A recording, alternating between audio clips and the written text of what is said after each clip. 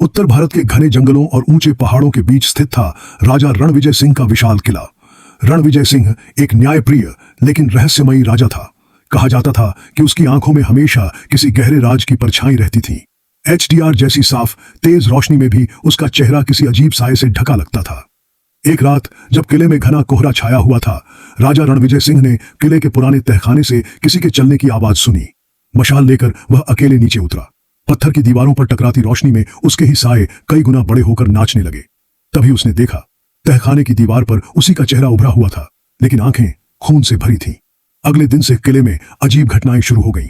राजा रणविजय सिंह जहां जाता, उसे अपने पीछे किसी के सांस लेने की आवाज सुनाई दी। दरबार में बैठे बैठे उसे लगता जैसे कोई उसके सिंहासन के नीचे से फुसफुसा रहा हो।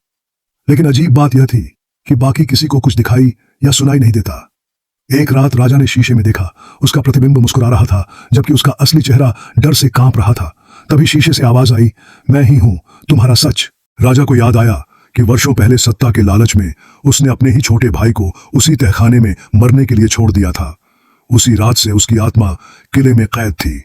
अब हर रात रणविजय सिंह को वही दृश्य दिखता, खून से सना तहखाना, चीखें और उसका ही डरावना प्रतिबिंब। उसकी नींद खत्म हो चुकी थी, चेहरा पीला पड़ गया था, लेकिन वह अब भी राजा था, जिंदा लाश की तरह। एक सुबह किला बिल्कुल शांत मिला। राजा रणविजय सिंह अपने सिंहासन पर बैठा था, आंखें खुली, लेकिन उनमें जान नहीं थी।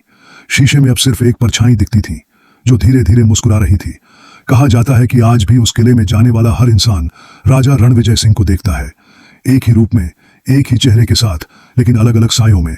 अगर आपको ऐसी रियल हॉरर स्टोरीज पसंद हैं, तो कहानी के अगले डरावने सीन के लिए चैनल को जरूर सब्सक्राइब करें।